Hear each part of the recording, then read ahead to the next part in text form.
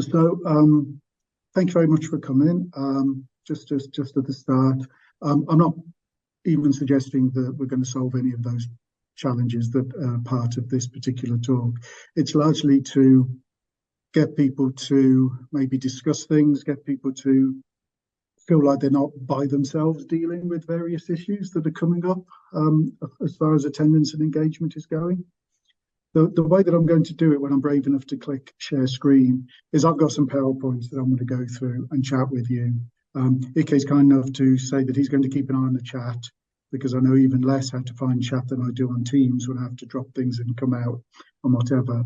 What is also there, which I do ask that people use as much as they feel they want to, is a Padlet, because I like sessions which don't end at the end of the session.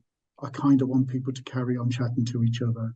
So one of the last things I've got, I think, as my goodbye slide is, please pop people's names down. Please, let's have this conversation keep going. Because as I say to colleagues who are starting out on discussing teaching and improving teaching, pedagogical sessions like this are so much more enjoyable than discipline specific, because our aim is to improve the students' engagement, not get that grant, which is sometimes how it feels in discipline specific ones, when it's, oh, you're working on the same thing I am. Great. Instead, it's, oh, you're facing the same problems I am. Great. So I just want to sort of say where I'm coming from this. It's very much, here's a bunch of stuff we've tried to solve some problems, but the aim of it is to maybe people to go, oh, it's not just me. It's happening all over. So with that, let's share the screen. So the Padlet is in the chat, and you'll see how I'm going to use it in a bit. So, title is Reasons for Students to Attend in Person, Why We Might Need to Be Rethinking What We Do in Lectures, Labs and Tutorials. So the first thing I wanted to do to get the ball rolling is really, if you go to the Padlet or the chat, title of this, Why we want students to actually attend on campus. Why? Why do we want to have students attending on campus? If anyone wants to verbalise it, okay, if you sort of let people say their bit and keep an eye on the time, we'll just have a couple of minutes of things in the chat or things in the Padlet, because we just kind of assume we do. And I'm just interested why people would like students to attend on campus. Oh, cool. So, yeah, promoting a sense of community, sport well-being, belonging, mental health, human interaction is so key, sense of belonging. Cool. No, brilliant. I think we're on the same page here with a lot of these things. So let's have a look and see what I've got. But please continue to do this. There we go. So there we go. Build community, check understanding, that feeling of when you have actual faces in front of you and you see light dawning or complete blissful ignorance and nodding.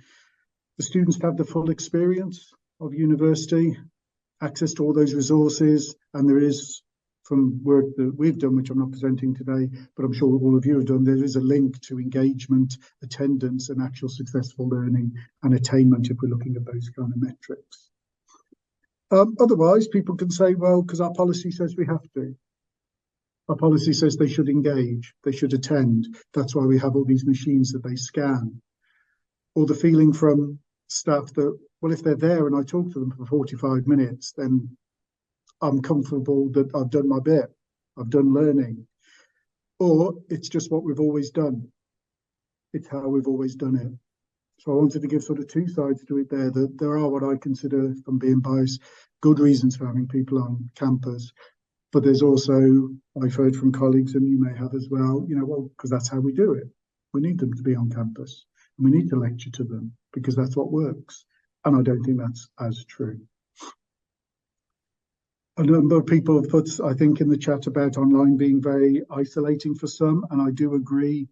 A lot of this talk is based on sort of going post-COVID. We've had a period of time when students have been online and they've learnt online and they know they can pass online.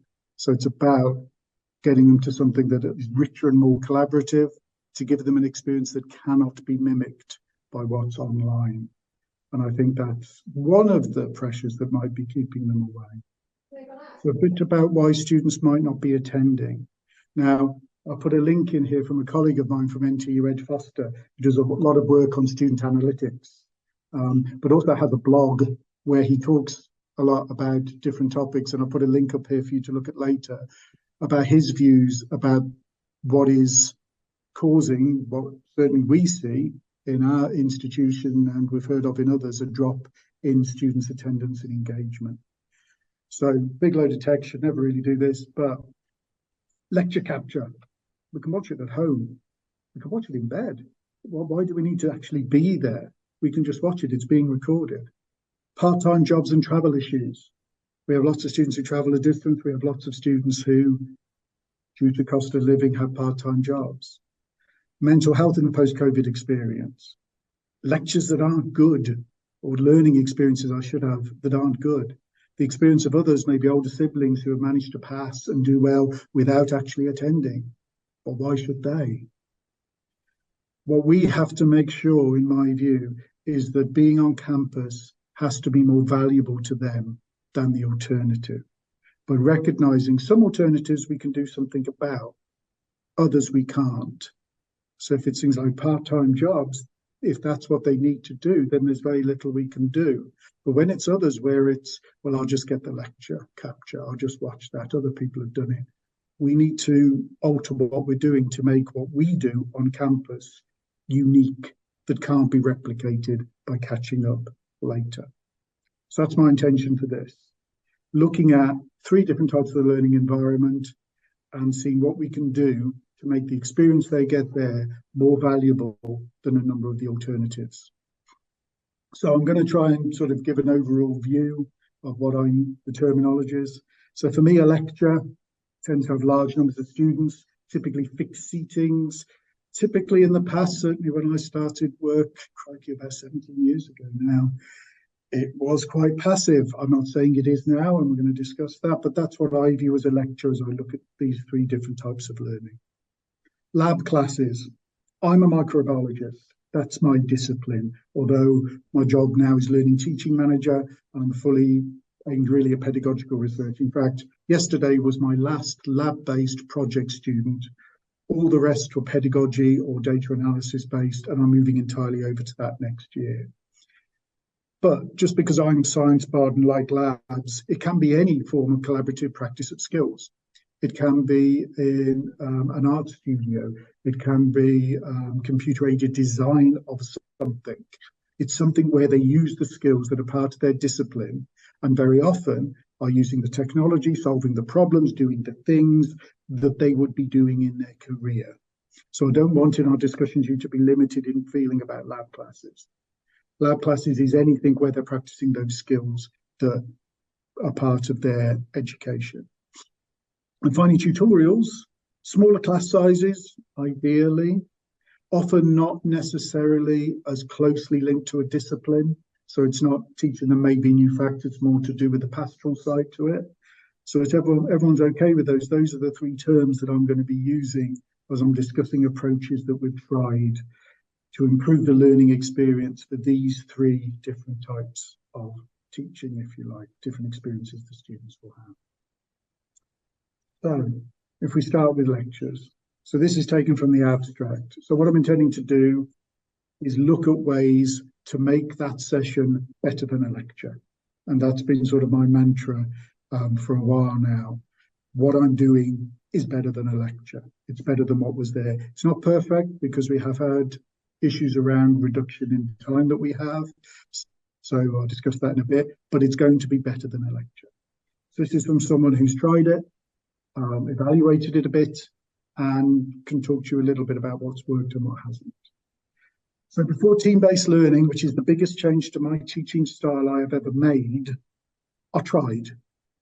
I used quizzes. I used props of bacterial flagella or HEPA filters. I tried to give the context, give case studies, talk about history of microbiology and how one group of people genuinely didn't care if they murdered another by giving them cholera. You know, things to try and bring it alive. All those things, working through calculations rather than just presenting it as a PowerPoint. But at the end of the day, it was still me talking about stuff with as much engagement as I could, whether that was with 50 or 300 students. And I think pretty much many of us try that. We don't just sit there and read exactly what's on the PowerPoint, or we don't as my memory goes back 30 years, come in with a lab coat on, sit down, give some handouts, and then proceed to read what was on the handout, and at the end of it, get up and presumably go back to their lab. It was like a caricature of a research-focused academic dragged in to teach a bunch of microbiologists. So we've moved on a lot. But team-based learning is the biggest, and I will be frank with you, scariest jump that I've ever made in my teaching style. But before we go on to listen to me talk about team-based learning, I just want to hear, I've talked about quizzes and props and stories of murderous German scientists. What have you done before we move on to TBL? Pop in the chat or in the Padlet. Where have your lectures succeeded? Where is that style of large scale, everyone's sitting in rows? What things have you tried that have worked in a standard lecture before I go on to talk about a particular way of trying it, which flips that learning experience? So I'm genuinely interested in how other people's lectures have worked successfully. So I'm going to open up the chat and hope I can remember to close it and have a look. Discussion links consist with engagement. Cool. Handley lets me see what the time is and make sure it's not already fine. Anyone else for things about things you tried in lecture that have worked?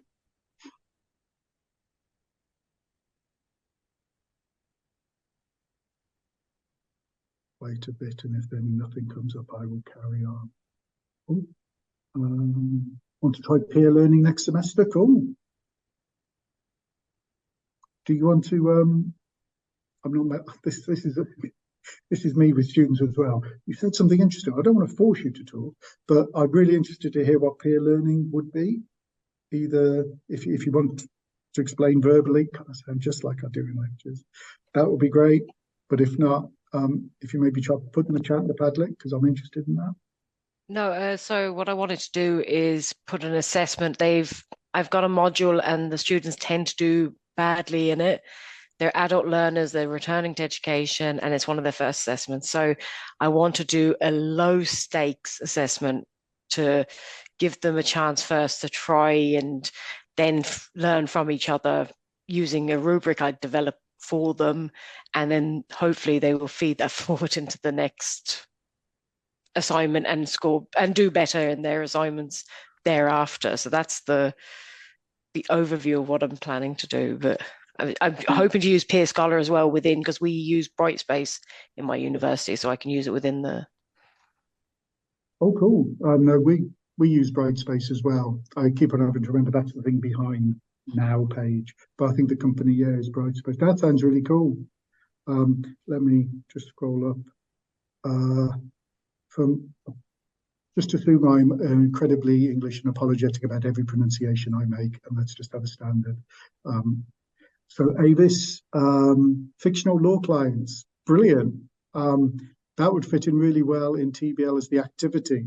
So that's really cool. I like that. We do a bit in sport where we have three people, one's the client, one's the trainer, and one's just observing. And then they sort of swap the roles round so they can sort of be the person thinking, oh, what have I got to suggest? And also the person sort of stepping back, looking at how the other two people are interacting. Now, that sounds really cool. Up the showmanship, reduce the substantive content out of context and real-life examples. Results are an average in improved engagement. Cool. Thank you, Ianis. I'll go scroll back up. Padlet's not working in my browser. Apology, Nino. I gave up conventional teaching 5 or 6 years ago, putting so much energy in and it was never enough. For the past few years, I've been using 100% flipped teaching, PBL, TL, EML, RBL. I don't know what any of those are. Great for students and great for myself. Brilliant. You were braver earlier than I was to do that. No, that's brilliant. So thank you, everyone. And please do continue putting things. It's a great distraction to my monotone if you're typing in the chat. So thank you. That's brilliant. So let's see if I go back to this. Move on button there. So some of this might be familiar to you, but this is team-based learning. So students put in teams, and you can choose how you make those teams. They can be randomized, I have done a lot of my work in a module which has microbiologists, standard biologists, and forensic science students. So I mix them up because I want them to learn from their different experiences. There will be topics that some of them are better at and some of them are not in the experience they've had to date, but they can all do well on it, and I deliberately put them in different teams. The other important thing about this is we keep on talking about teams, because we talk about teams, because if we talk about groups, groups leads to group work, and group work leads to flashbacks about that time you did a presentation and Dave didn't contribute, and you're fairly sure that's why you didn't get a good grade. So we don't use groups. Groups are a different thing. There are group work assignments. We want to move away from this because what they do in these teams, in these sessions, isn't summatively assessed. So we genuinely always use the term team to try and divorce ourselves from that. So how does this work? They're given some work to do beforehand, typically a week beforehand, watching a video, looking at some material, whatever they do. So they come to the session and individually they do a readiness assurance test, which is usually 5 to 10 multiple choice questions, which they can answer if they've done the pre-reading. But more importantly, if they can answer them successfully, they can then do the activity that is the application at the end, which would be like the example that we had in there about the lawyers. That would be an application activity. So you give them some pre-reading about an aspect of law, you give them some MCQs to do individually, and then as a team, they redo those individual MCQs to try and get full marks and keep doing it until they get full marks. And then you know that if they can answer those questions, they're ready to do the application activity. And that's the activity that is more interesting than a lecture. And then the activity itself is something they release to everybody. They showcase it and they then discuss it. So it'll be the same question, but can be addressed in different ways. So that's what team-based learning is. Apologies if I'm talking about things that are really obvious, but it was new to me 2 years ago. So for me, the first step is the biggest one, which is I'm not going to be talking to them for 45 minutes. I'm going to give them some stuff and they're going to read it, hopefully. So what I learned, because of when we moved into this, was the year after COVID had been sort of, we'd gone back to normal, whatever normal was. And what I found was really useful, that during COVID, we had to produce so much asynchronous or on-demand material for students to view because they weren't able to come in. So a lot of it had to be on the VLE, the virtual learning environment or whatever. So I had to learn to type in sentences rather than bullet points, which are my normal lecture slides. What we also had to do was go, okay, we've now got to give them something to do within that week that will utilize those skills if we're not able to talk to them directly. So we had to think of activities for them to do. Here's the material now, here's some outer reading, or here's a task to complete, and here's the answers to it. So something for them to keep going with. And now they're back on campus, we can combine these in the pre-reading and the activities. So a lot of my pre-reading is pretty much the stuff I prepared for COVID, but updated and with some of the videos taken out. So pre-reading to prepare the students for the activity. So the MCQs are sort of the last thing you do. You have your activity that you want them to do during the session. You then go, what do they need to know to do that activity successfully? And you prepare that material as a video, as a paper, as whatever you want them to do. And then you create a short amount of MCQs to check that they understand what it was. And if they didn't do all the pre-reading, well, that's why they're in a team. And what I do is sometimes go through the MCQs and sort of explain why this is a right answer and why this is a wrong answer. At the end of that, they'll have the confidence to carry out the activity because you told them, if you can understand the MCQs, even if you didn't get them right first time, you're ready for this activity, because that's how I designed them. And as you go on week to week, you find engagement in the MCQs increases and the scores get higher for the individual, and you only need a little bump to get 5 out of 5, 10 out of 10 in the team-based ones. So they genuinely, they do the pre-reading and they do engage with his MCQs. So I'll take you through what goes on in the room for me. Firstly, they have their teams. The first session I ran, I put them in the teams and said, yep, this is a feature, it's not a bug. You will not know who's next to you. First 5 minutes, introduce each other. And then for the next 5 minutes, come up with a name. And these are the names they came up with. PCR Pirates, Pentos, Take a Selfie, the Dominant Genes, Undergraduate Labsters, and the Team of 5. And as you can see, we're a sort of teams-based system. So this is a team site for my module, microbial structures, identification and distribution. And then I've got a channel for each of them. So that means when their output from their activity is something I can capture, I can then send it to them. So sometimes their output is they try a short answer question as a team, and I will go away, I will mark it, I will scan it, I will then upload it to their channel. So they get ownership of things. It isn't just, oh, we did a thing, it's that is captured. And sometimes it's a Padlet. I've got a Padlet that I keep live the entire year for those sessions when the outcome is upload some resources and then critically evaluate one of them. I'll upload the critical evaluation, but the resources stay there for until after their exams, because they created them, not me. It's their outside reading that they have investigated as part of the activity. So every time I give them an activity to warm up, I think when it was Halloween, it was, what is your favorite scary movie? I should have brought a voice changer to do that, to fully get into the Halloween. And they pick someone in the group to respond, and they respond, and we have a discussion, and it gets things going. They then do their IRATs individually. So this is using our own virtual learning environment. So set up some MCQs. It's set up so they get one go.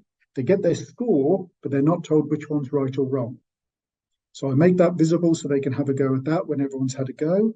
In teams, I have created another assessment, which is identical, except they get infinite goes. Exactly the same questions, they get their score, and as it repeats, they get shown the wrong answers. So gradually, they get all the answers right as a team, but they have to discuss that, and you get to that point more quickly as the weeks go on, as they get more used to this as a thing that I'm insisting on doing. I do, but not everyone does, take a screenshot of the MCQs and discuss through. So why is that one wrong? Because I think a lot of the time someone who maybe got them wrong to start with, but chose a couple of the right ones, got it narrowed down, they sometimes need a bit of reassurance that, no, you still knew it. You knew it wasn't that one. You just couldn't distinguish between these, and that's fine. Because guess what? These aren't summatively assessed. These are things to check how you're doing in week 2. Week 36 is when you're assessed. So don't worry. So these activities test the understanding, ready for what they need to do. So what do they need to do? And it depends what you want them to do as part of your module. Some people have said, well, you look at the learning outcomes. Some people have said you look at what you want them to be by the end of it. And I think those are both completely valid reasons. So I'm going to go through mine. These students hadn't had an essay-based exam yet in their career. So this is a second year module. And at the end of it, not just my module, but a whole bunch of others, were going to give them essays, MCQs, and short answer questions. So I wanted them to be sick of them. I wanted them to be bored of them. I wanted them to be no longer afraid of these type of assessments. So the MCQs was great. We had the IRAT and TRAT every single week. But some of the activities were, here's a question based on the pre-reading. Have a go at it, because it's the same level as you will get in week 36. So if you can do this, you can do that. And the same with essays, whether it's pulling apart the command words or creating notes or spider diagram or whatever. It's basically the things we hope they do outside of a lecture. That's what I've come to recognize. The activities, a lot of the time, are the things we hope they're doing outside of a lecture. Some can be contextualized and career focused. So some of the things I've done have been directly to do with the lab. That pales in comparison to a colleague of mine who got their students to listen to a call from a zookeeper, or a proper word for that, sort of I'm going to call it a zookeeper, who was dealing with, I think it was moose or deer, and they were having a problem with the diet. And so they gave them the information about what the diet was and options. And there's a number of different activities they worked on what would be the ideal diet for these particular animals. And they put that together over a couple of weeks and then sent it back, and actually made a physical difference. Had resources that the zoo hadn't, were able to provide guidance to this other group globally to have that impact. That's brilliant. That is, if I can go back to the start, so much better than a lecture. To create something that is impacting other people in the career you might be going for, that's great. So when I started hearing about things like that, that's when I knew I'm going to have to move over to this, because it's so much different from doing a lecture. You can create outside reading, as I've said, get a Padlet, put resources on, evaluate them, again, to get them understanding what's a good outside reading, what should I use it for, how do I incorporate it in an answer? But there needs to be an output, there needs to be a thing they create. All the teams present at the same time and then they discuss. And then everything gets shared with everybody, so it's a resource. The more they put in, the more they're going to get out. Does it work? So here's some feedback from the students from halfway through this year, because I asked them for some feedback, because while I trained some people last year and did it last year, a bit half, I wasn't brave enough. This year I converted most of the module over to it. And I wanted to encourage those people who are starting for the first time. Let's just skip to the bottom. Maybe I'm weird, but I prefer lectures. Perfectly understandable. Some people will prefer that style, but generally it's positive. Mostly beneficial. I don't claim to teach spelling. I'll just point that out. But most people found that it was useful. The pre-reading, they were a bit concerned about, so I did have sessions where it was almost like a catch-up and a slow down of the pace, just to sort of work out what I should be doing. But more importantly, the most terrifying time was 2 years ago in February. My module has an assessment at the end, an exam. It's got some lab classes, which I'm going to talk about in the lab classes bit, and it has a phase test. And the phase test is a revealed question that they have to specialize. It's describe how you would use one of the following bacterial structures to type an organism and what impact would it have on disease. And I give them a choice of 6. And they pick one, research it, and then answer that. And they also have to do some MCQs. So in 21-22, that was the year when I didn't do, that was a standard year. And you can see our grades go up to 16. We have exceptional first down to 0. It's a thing. It works. Bear with me. So 16 is exceptional first. 13 is a first, a low first, if you like. 70% in other people's currency. And these scores for the MCQs are out of 10, I hasten to add. The rest are out of 16. So you can see when we did it as normal, with lectures as engaging as I possibly could, talking about zombie ants and body dumps. We saw 8 and a bit out of 10 for the MCQs. They have a reflection piece. They have an essay that they do, and they then get their overall phase test grade, which is a combining of these. 22-23, I swapped 8 lectures. 23-24, I swapped 18 lectures onto TBL. I was a coward doing the 8, and I think it had an impact. I think there was a big gap when they didn't, but I'd never done it before. And I had to have something where I was talking to them for a bit. I was just too terrified.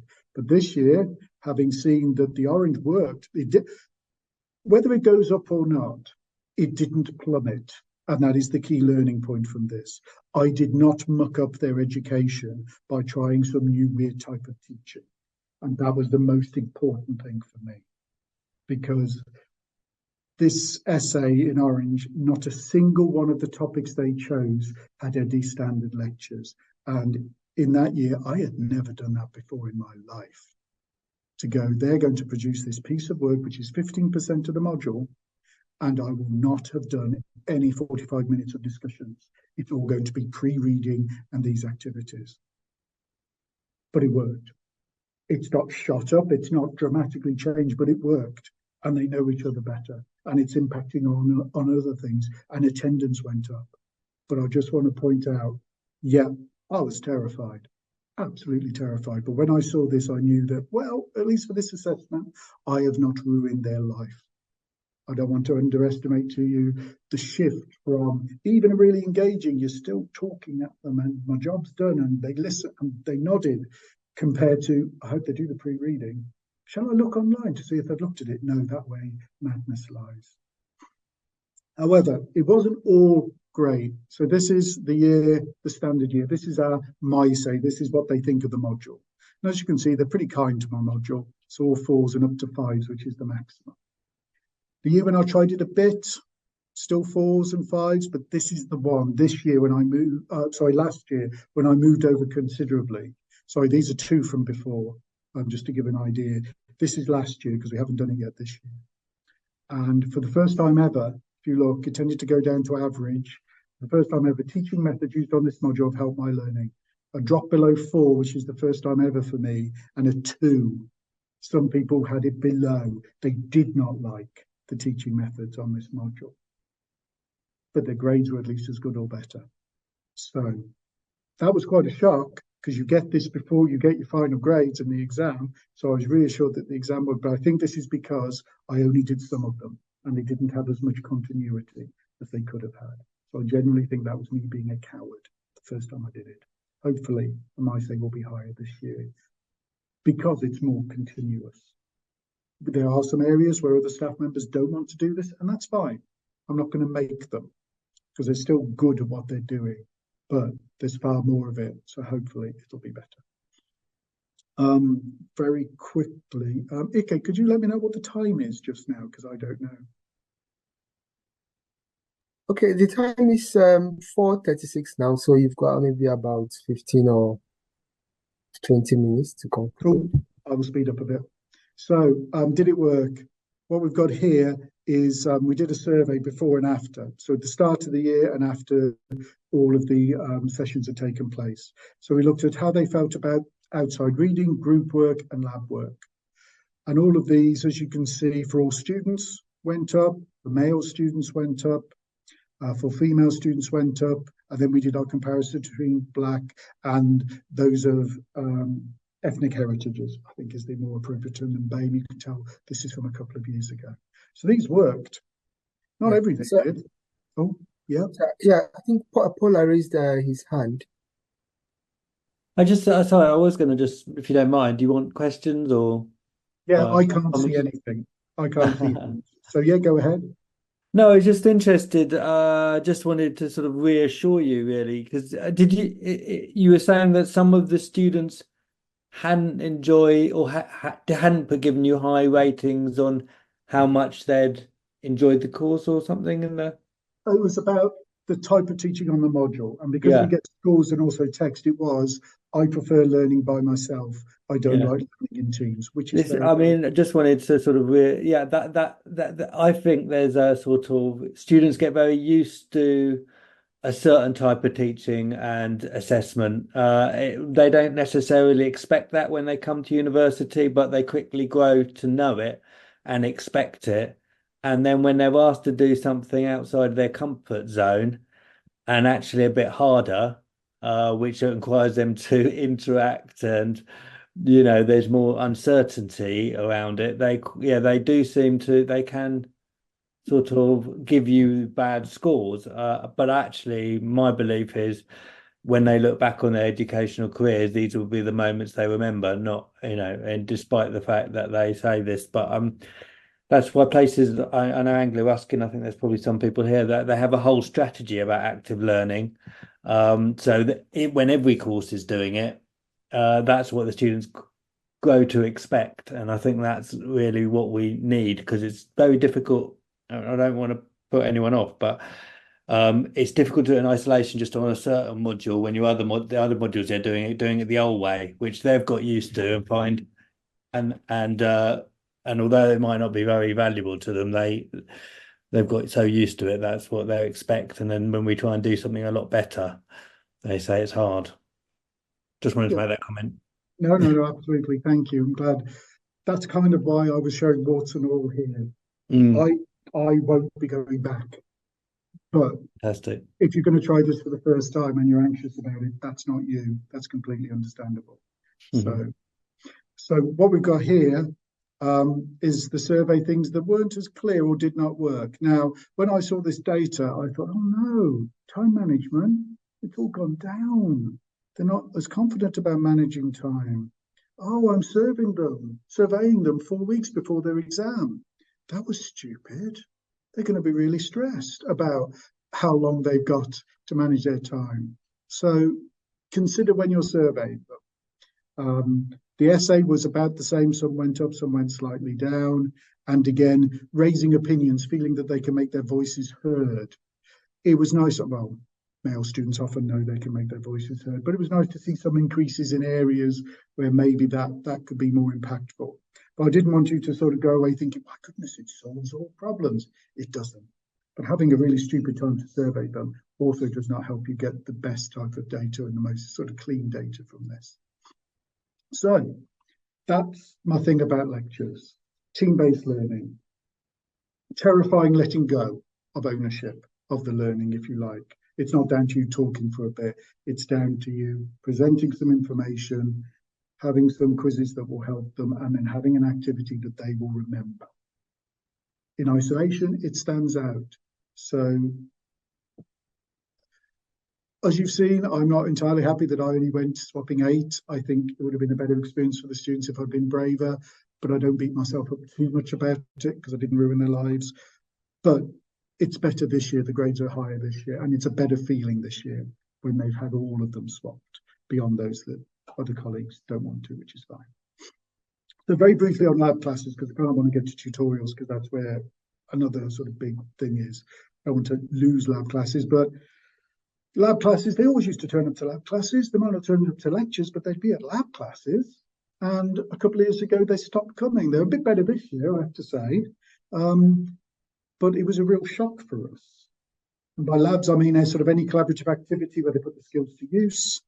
But typically, it's the evaluation of the activity rather than you made this drug successfully. If you didn't make it successfully, why not, is far more what we're sort of assessing. So given I've been yakking for too long, go to Padlet and put some other examples of labs so we all feel we've got a frame of reference, but I'm going to remorselessly continue on with the slides. Having been warned, I don't have long left. So the issues with them. Are they actually physically assessed in the labs? We have one lab at which the students are actually assessed within the lab. And that is because it's an accreditation issue with our society, that they have to show that they have good skills. So a lot of the time, because people have reasons for non-attendance, they're ill, someone's passed away, whatever, very often we provide them with data that they can use to complete the assessment, show the critical analysis and the data presentation or whatever, without actually needing to attend. So why do they need to attend? And that's the issue. What is the value of actually having those lab-based skills or whatever other version of it to the student? How does the location, so especially in lab spaces when they're quite busy, and what happens if I get this wrong, impact on the student? If they want to avoid being put in the circumstances where they're trying something for the first time and they're going to be judged on it, does that have an impact on the student as to whether they even engage with that activity? So, what I feel we can do with labs. First of all, I'm chair of an active collaborative learning group within our school. And when we're told, oh, are you doing TBL? Are you doing scale up? Are you doing that? A lot of the time I say, no, we do labs. Labs are the best form of collaboration and teamwork because they just do it naturally. It's not you are in a group, you must have these different roles. They just get on and do what they have to do and they manage it and they learn. It's not just collaboration between students and seeing them work together, but also students and staff. Before I did TBL, I didn't really get to know my students very well, especially in the large classes, until we shared a lab experience together. Because it's not the same as being at the front chatting. Now it's similar because I do TBL. But before, the experience in lectures after the labs was so much better. They'd be putting their hands up more because they'd seen me in a less stratified environment, going, no, that's a good lab prep. That's a fine gram staying. Is it not working? That's okay. Why do you think it hasn't worked? As long as you put in that in your assessment, that's fine. You know, that less formal maybe, even though I tried to be as engaging as possible. For those students who are worried, but they're in that supportive environment, it can genuinely be transformative. Having an expert in the field, if I want to brand myself that way, which I'm not, say that's an excellent gram stay, or that's brilliant serial dilution. Things that are involved in that, having that direct one-to-one feedback of, no, that's good. Or Have you done this before? No. Well, then don't worry. It's not perfect. Have another go. You're not expected to get it right first time. No one does. It can really support students. So remove the have to get it right first time that every summative assessment has. So very much the labs that I do, if they find something hasn't worked, they won't lose marks as long as they explain why they think that might have happened. Because I'm not testing their ability really to work out an enzyme activity in yeast. I'm wanting to know, can they do the calculation? Can they evaluate? Can they determine why it might be not what they expected and recognize it's not what they expected, not determine how active a yeast is? Because career-wise, it's limited. Jobs that you'll get with that particular skill set. It enhances their feeling of professionalism using skills and processes that people are using in the field. So probably the strongest one that we have in our school is forensics. They are literally wearing the suits, going to a mock crime scene, using exactly the same forms, having to use black pen because it's going to be photocopied and scanned, having to deliver in a courtroom setting. They're doing the things that some of them want to do as a job. And it's them recognizing they're now as good as, maybe not quite as good as, but they're getting to become professionals in their field. If, of course, they turn up and if they engage with it. So what can we do? Enthusiasm about the labs. The labs are not just the thing that you have a lab report about. I'm teaching this, we will cover it more in the labs. You know those labs we did? Well, they did this. It's about bringing them into the overall topic, not just, oh, yes, you'll be assessed by the report from that lab. No. Work with people in the field. So what I did is I spoke to some people who were alumni and they tore apart my assessment design and said, well, we wouldn't do that and we wouldn't do that. And why are you doing that? And so we came to something where it was partly altered to be as professional as possible, but there was something still in there from an academic pedagogic point of view, and that was fine. What you produce shouldn't be a lab report unless you're in a discipline that produces lab reports. Forensics produce CSI material. I'm on the limit of my understanding of CSI. We produce things that are now guidance to clients. Clients come in and give them a topic and say, we want to find out how many staph, or what proportion of people carry Staph aureus, or will my sweets cause more plaque because I've added a different additive, or I found these contaminations in my hospital. I need to identify what they are they dangerous, and how to kill them. Things that people would be asked to do in my discipline of microbiology. So what we were planning to do, although the alumni, unfortunately, because they work in industry, had suddenly a lot of work dumped on them at the last minute, what we're hoping to do is for her to come in and point out the areas where my assessment around the labs is different to what they would do in the workplace, but also to highlight why we do it, why we have to do it differently. They would do an experiment day after day. We can't. We're timetabled once a week. So we can't incubate it for the perfect time because we aren't working in an industry about it. So it's about highlighting not only it's as close to the workplace, but also why it's different and how it's different. Get them to reflect on what they're doing. A whole row of my grid explaining how to get a first or how to get a third, because it's their choice. If they give me what I've described as a third, I will give them a third if that's what they want, but they know how to put in something to get a first, and that's how we build our assessments. And one of those is about reflection. What has changed between the first lab and the fourth lab? If you just tell me about those two and don't mention anything of the others, you'll get a 2-2. Complete reflection upon all labs and how that might apply to jobs, exceptional first. But it's getting them to do it maybe for the first time, thinking, what am I getting out of this beyond an assessment that's linked to a lab?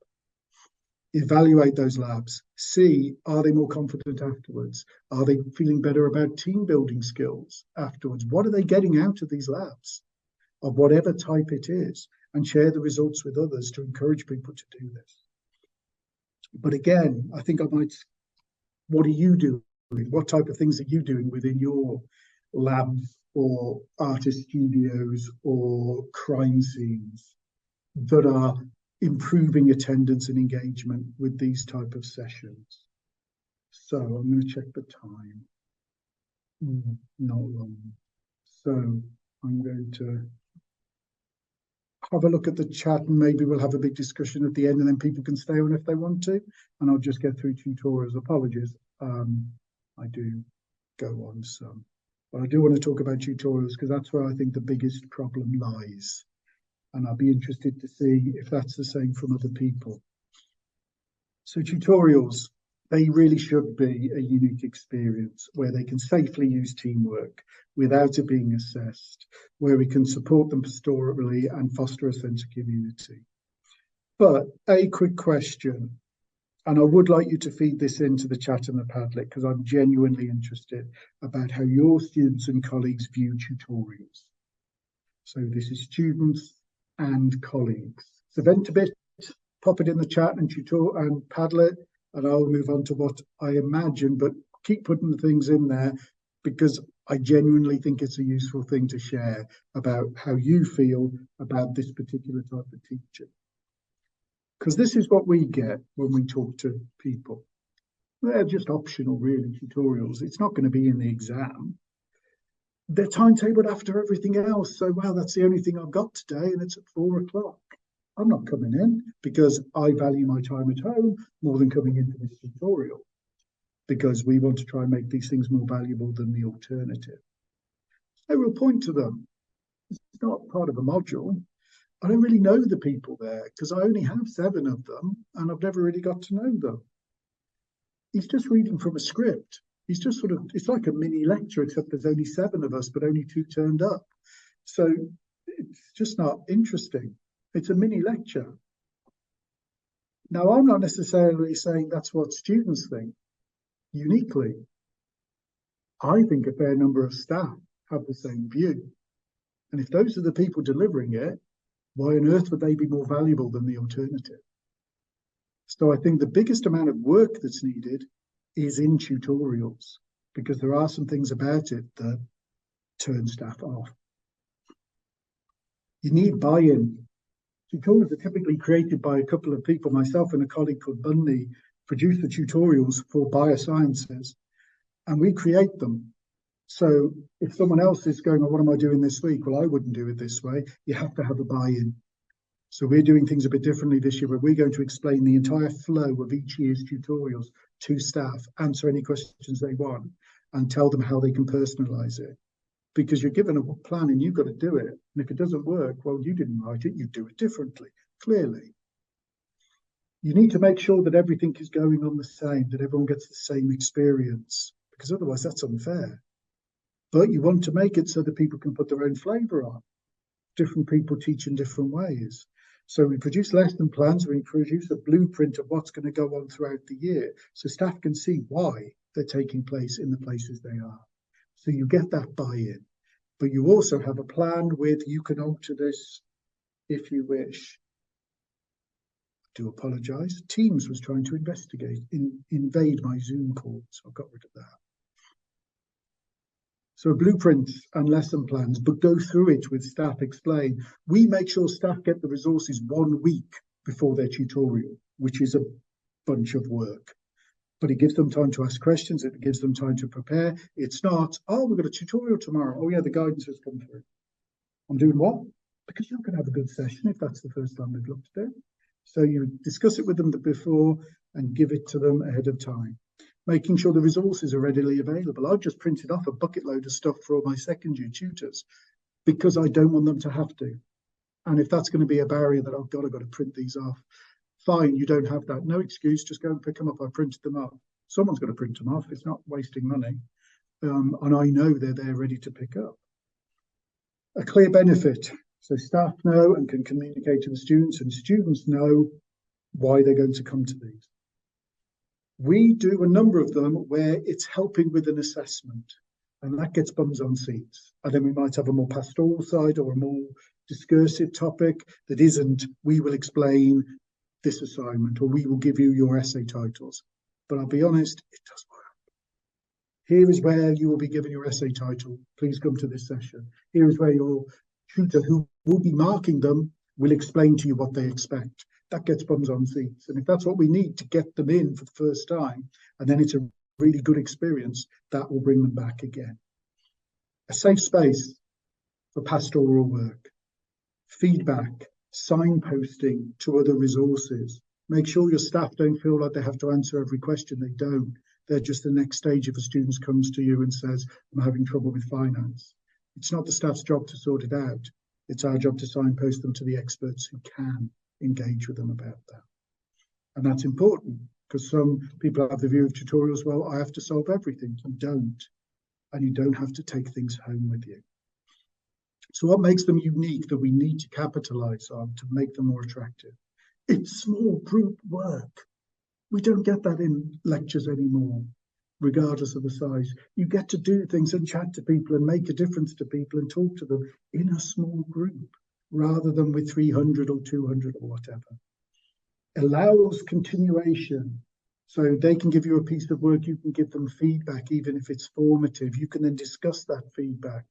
It's not relying on the students engaging with that feedback fully. You can build it into the next tutorials. Coaching, where you discuss how they can change their behavior generally, compared to mentorship, where you have to be an expert in the field. And that's very much when you have tutors who aren't experts in the courses that the students are taking, because numbers. We have an enormous amount of biomed students. We don't have an enormous amount of biomed staff. So some microbiologists and pharmacologists, they end up being biomed tutors. But that's fine, because they don't need to understand biomed. They're there to coach, not to mentor. And that's an important sort of distinction. Signposting to resources. But it's that chance to be clear that just because you need support doesn't mean you're rubbish, which is the biggest barrier to students seeking support, in my view. I'm not saying you have to tell them all about the challenges you've met, but we're all managing. You don't suddenly become expert at time management. Well, I didn't. When you got your degree, you have resources that you use to manage that. So you can talk to them about that. And it's not just about signposting to things because they feel that they need to be better at something. It's also the opportunities. I keep telling students that in these 3 years, no one will care so much about giving you opportunities ever. Your employers won't. These 3 years, you have so many opportunities that it's bewildering. But take a chance on them. And it doesn't have to be just, oh, I'm not very good at this. It's, you're not very good at this now, in your view, but there are opportunities to change, and we all use them. Opportunities for discussions, ethical debates, and learning how to discuss, which I think is really valuable in this day and age. How to have a different opinion to someone else and it not ending up with crossness. Play the facts, not the opinion, is what I try and tell students.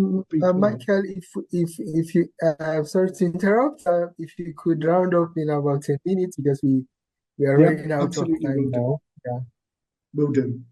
So, a chance to go through activities that are normally stressful for students, like presentations, in a safe space where everyone does it and there's no grade associated with it, but you get a chance to see, oh, I'll do that when I get to do mine. So it's a chance to run through things. And also, modules should be saying, come to these tutorials, they will help you with this assessment.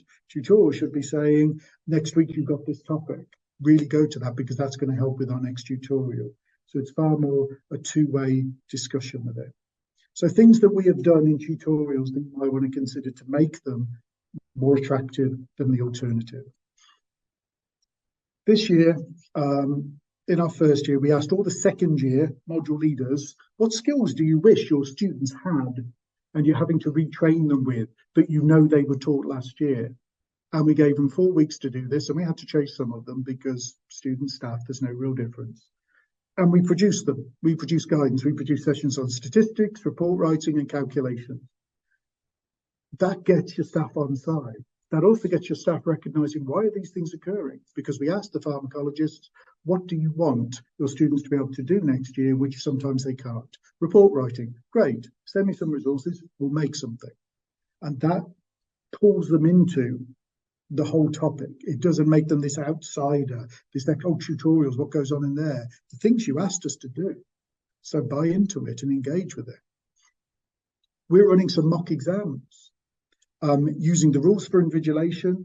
But as I said with the previous example, in questioning this case is pick 2 pieces of media, 2 movies, books or TV shows. So they will be sat down there. We're running this next week. And they will have this exam paper and they will turn it over and it will be, please choose 2 pieces of media.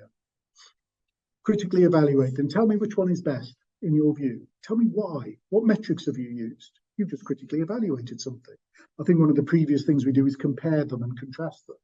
So we're trying to get across things like assessment literacy without it being, oh, well, I didn't revise that. You don't need to. Just tell me why House of the Dragon is better than Game of Thrones and why and what's the same about it. But they use paper and a pen because they will write for 15 minutes and go, ow. And you will go, how long is your exam? 2.5 hours.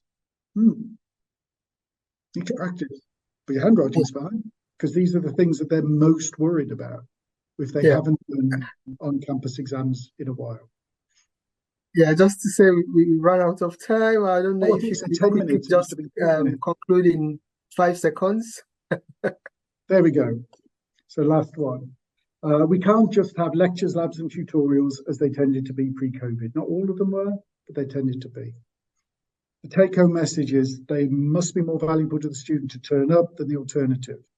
Some pressures are stronger than others and some pressures are unfair around money and the need for part-time jobs, and they will affect some groups diametrically more than others. So we have to try and bear that in mind. Here's, I hate these when people put like 16 different references. So I just found one that I found really useful, which is looking at post-pandemic university teaching, digitalization of education, and the lecture attendance crisis from 2023. So I wanted something that was recent, something that was useful, rather than here's 16 references, aren't I clever? Because I wouldn't have read all 16. This one I found really useful, and the blog that I mentioned earlier. So to finish up, and apologies for going over, I do go on. Please put in any contact details if you want to stay in touch with people. I will sort of set up a mailing list and email everybody on it and then let people chat to each other, because I want it to be, like I said from the start, not just, oh, that was an interesting session. So anyway, let's go back to doing this. I want people to reach out, and if people have tried things, for people to get in contact and say, can I check with you? You did that lawyer thing you mentioned. I'd really like to talk to you about that, because that's what these type of festivals are about. It's not me. I'm the least important thing. It's the So Michael, I've shared your contact on the chat for those that might want to contact you. So thank you very much for a very interesting session, to be honest. I'm happy we've got the recording and we could go, come back later and have a look, and we could also reach out to you. Thank you so much.